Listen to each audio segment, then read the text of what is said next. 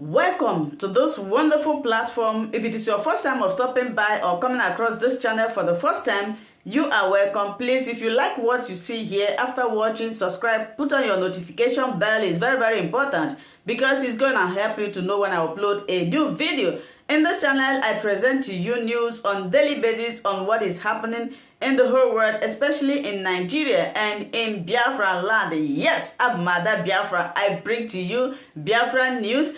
So before I do that, what I always do is that I analyze it and I sit down there to watch the video together with you. Then we'll come to the comment section to talk about it. Of course, everybody is entitled to his or her opinion. That is why the comment section is there for you to contribute, leave your ideas, your thoughts, your belief about the videos that you have watched. Please, as we are doing this, let us do it constructively.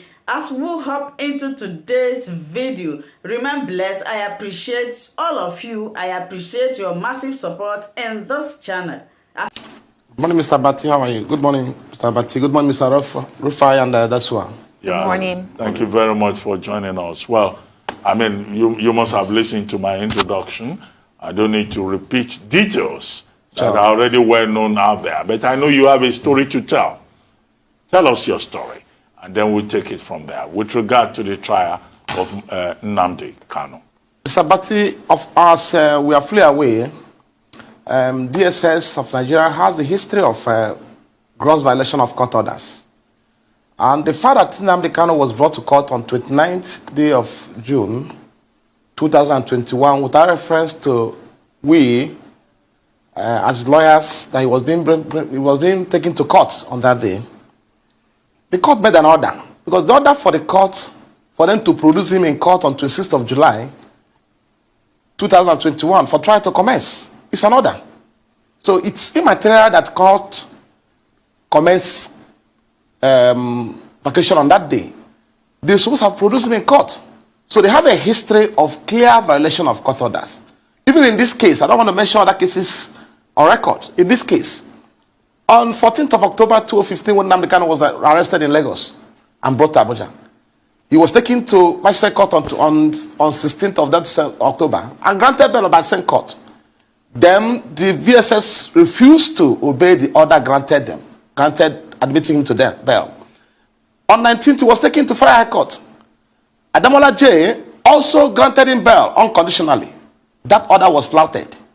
Then only for them to file frivolous and unfounded charge, 11 count charge against him on 23rd day of December 2015. So they have the history of flouting court orders. It's immaterial where vacation commenced on 26th. This was brought into court on 26th for trial, for commencement of trial.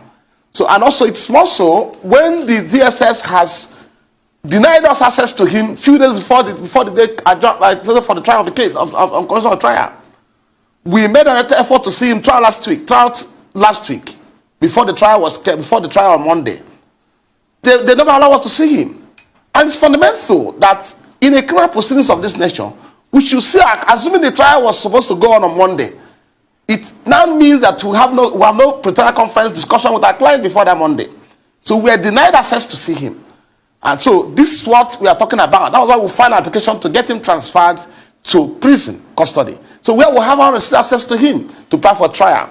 So, and I want to put it on record today that application, though the court was insistent about getting that application because of the fact that because he said we're on vacation, but that application will be heard at next adjourned date. When heard, and the court must positively consider the application because we must have a forum to see him, interview him, and also before the trial commences. So it's fundamental that that application is considered in the positive to allow us to have access to him. Though an order was made on the 26th of July, court made an order based on my application, allowing us access to him Mondays and Thursdays. And I'm the hope that BSS will also obey these orders. So what happened in court on 26th of July, in summary, is not strange to us.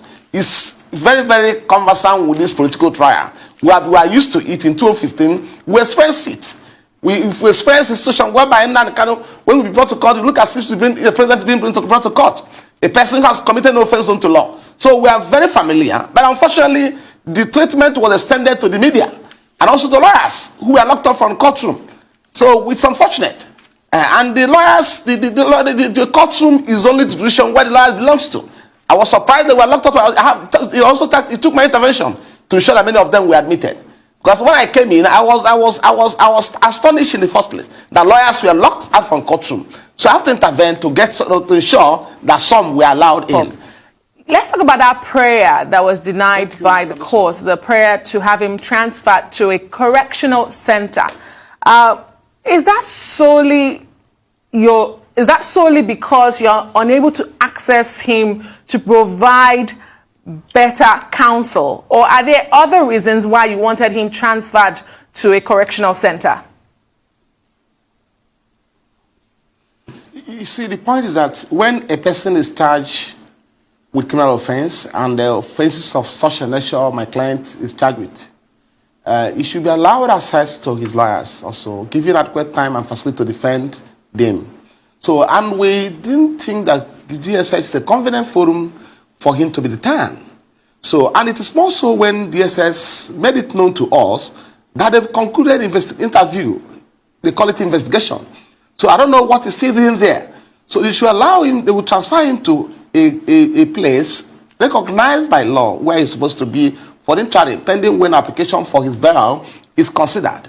So because we are being restricted from seeing him in the DSS facility. That was why we filed that application. And also, let me correct this impression. That application hasn't been had. Ordinarily, it's application grantable as a matter of course. So I just mentioned it to the court because it was filed on 14th of July and served on the prosecution of the federal government on same day. So, and they filed a counter affidavit to this application on the 16th, 48 hours after receiving being served with application. And they withheld it for the reasons best known to them. They didn't serve us the counter affidavit. Until on 26th morning, in court, they ambushed us with the counter. So I only mentioned to the court that look at what transpired, because they raised issues in their counter affidavit which you need to address by way of further affidavit. So to ensure that the court hear it on the merit.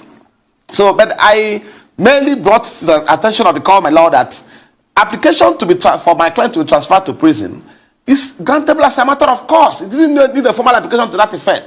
But because of the nature of this case, we have to go by a way of formal application, wherein we have to bring in laws, bring in the laws and facts that will necessitate the consideration of the application on the merit and possible granting of the application.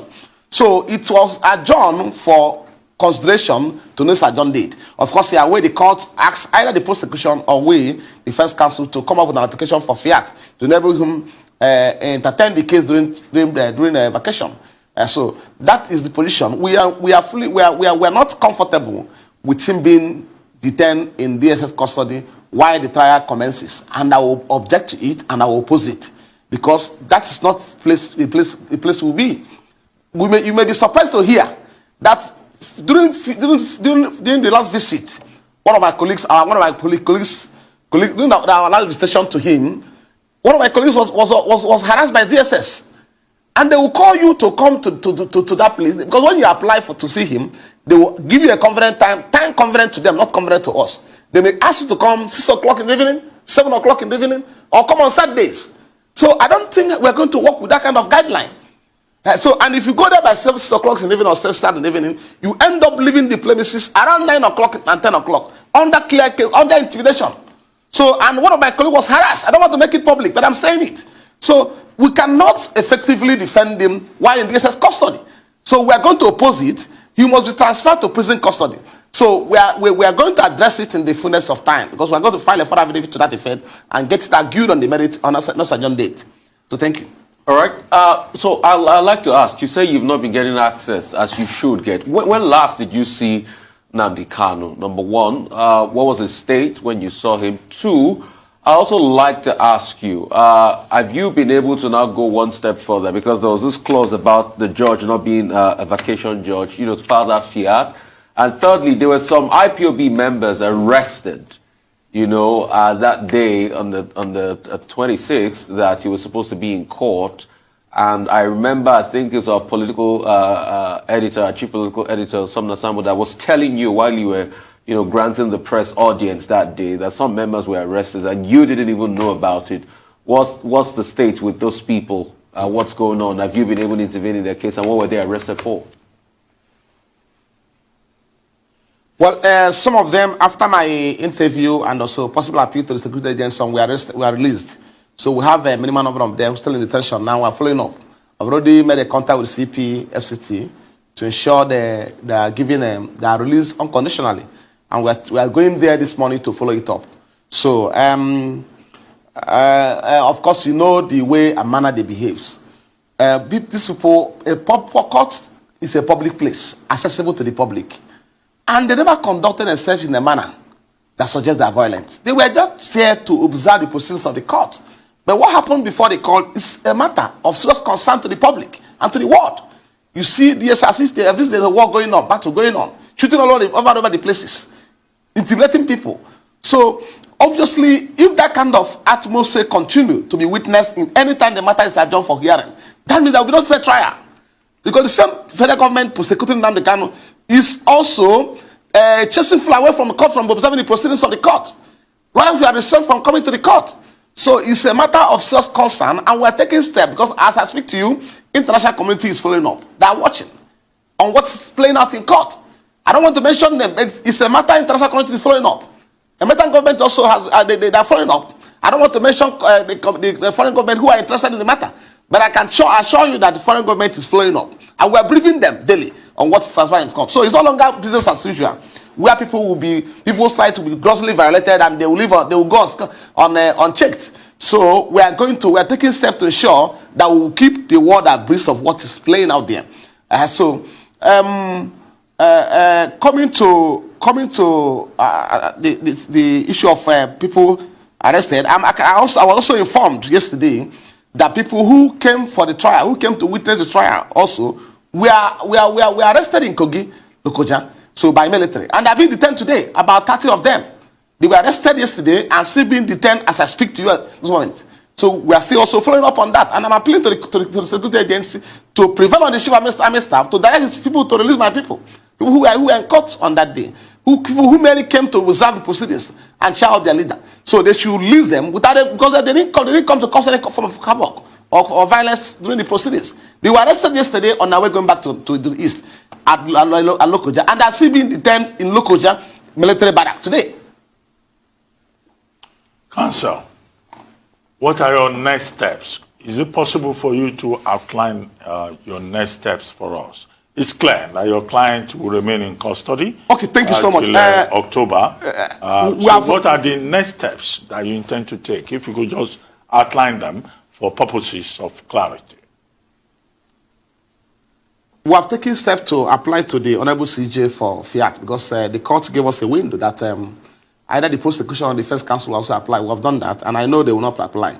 So we applied and waiting for approval from the CJ in that regard. So, and also, in line with the substantive order of court, that we should see him on Mondays and Thursdays. I already informed the public that we're going to see him tomorrow at 2 p.m.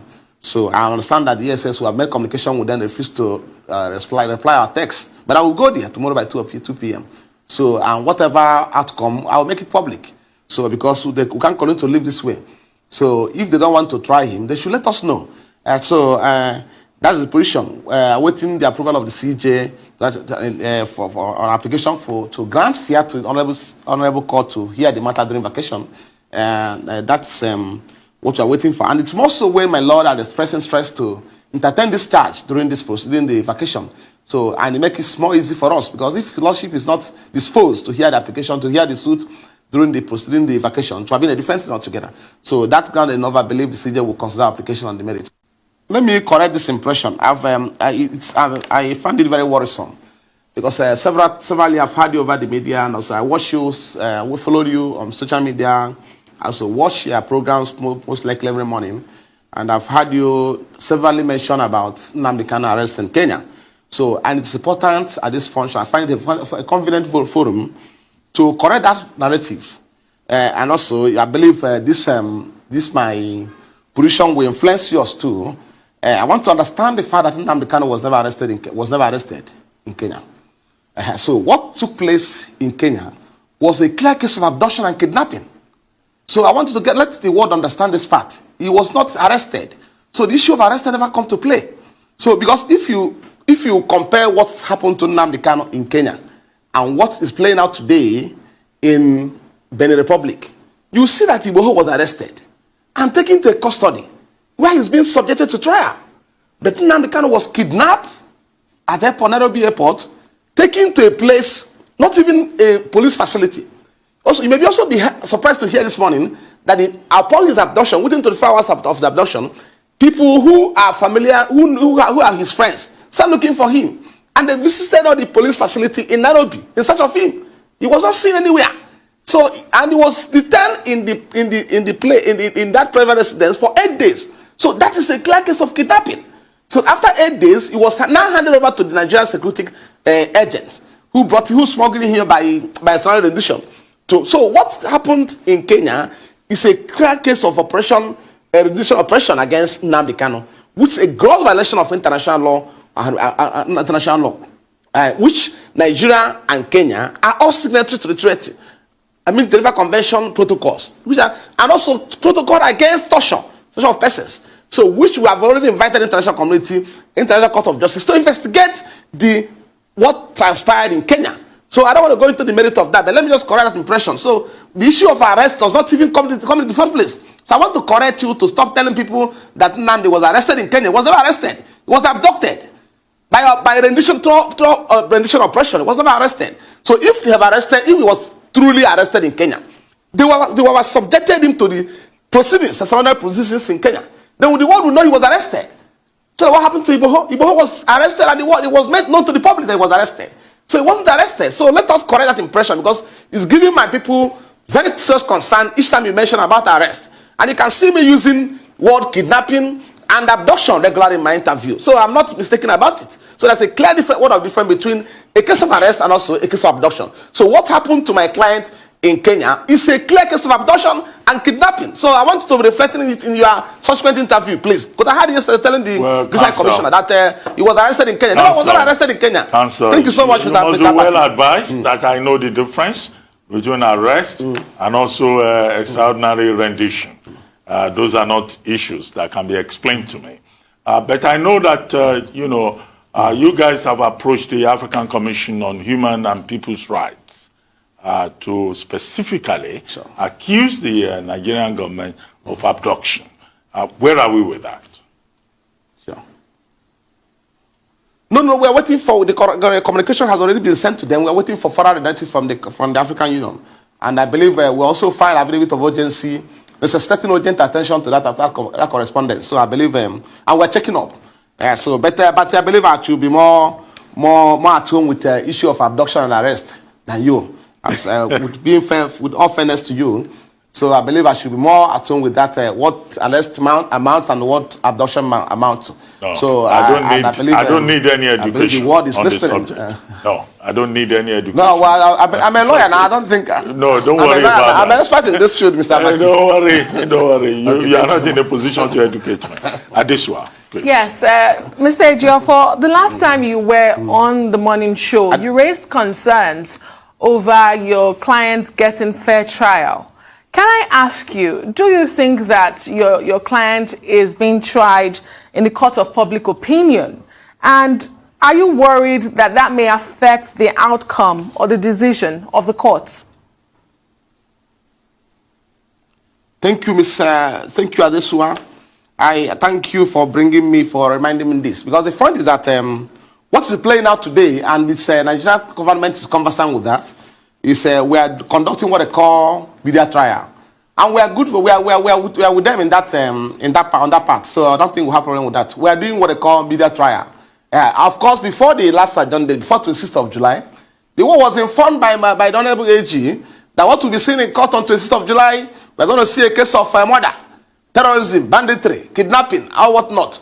But I can assure you, I can confirm to you this morning, that on 26th of July 2021, we were in court. There was no new charge introduced in this case. There was no any form of amendment in this charge. No form of amendment. So we are into what they call media trial. So and we need to inform the public very well, properly. So there was no amendment to the charge. And you know, in law, you have to see who assert must prove. It's one thing for you to level allegation against somebody, as frivolous, unfounded, and bogus as they may be. But it's for us to come to the court and establish it.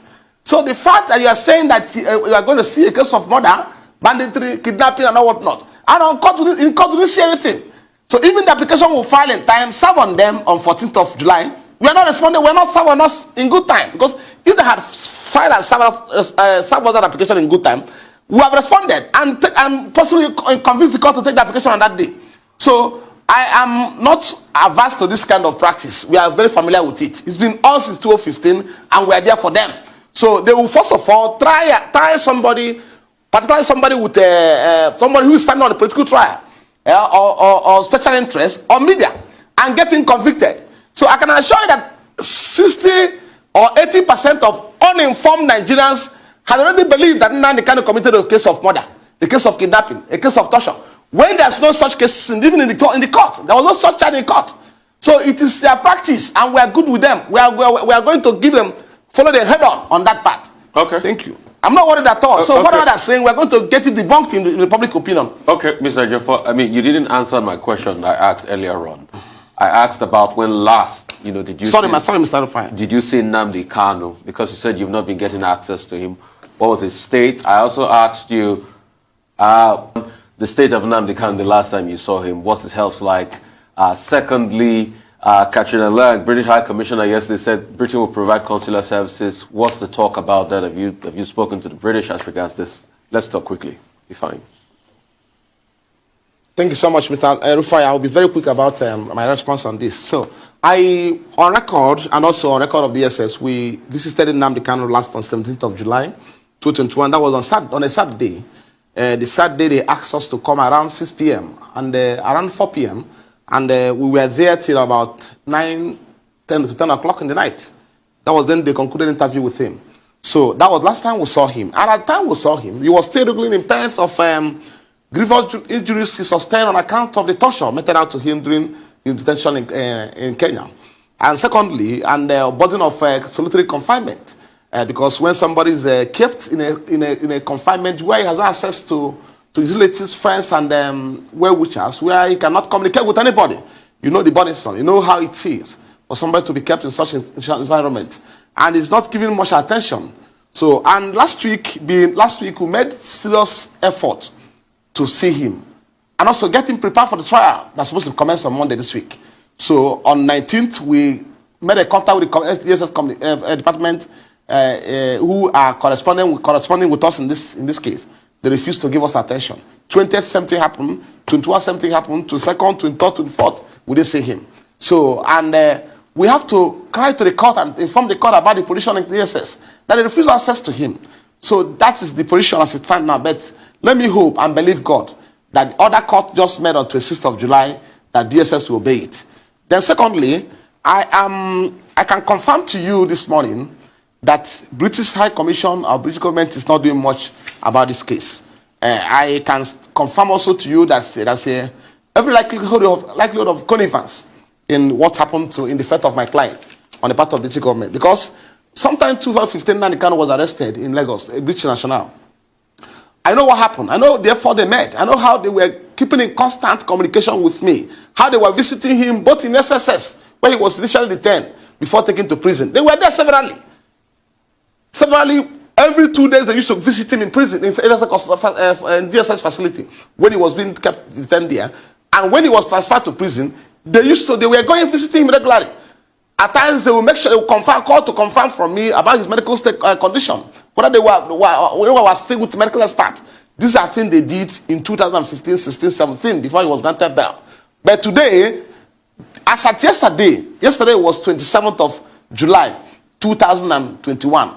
A British national was arrested on 19th, was abducted on 19th of June, 2021, smuggled into Nigeria thereafter, and was taken to court on 29th.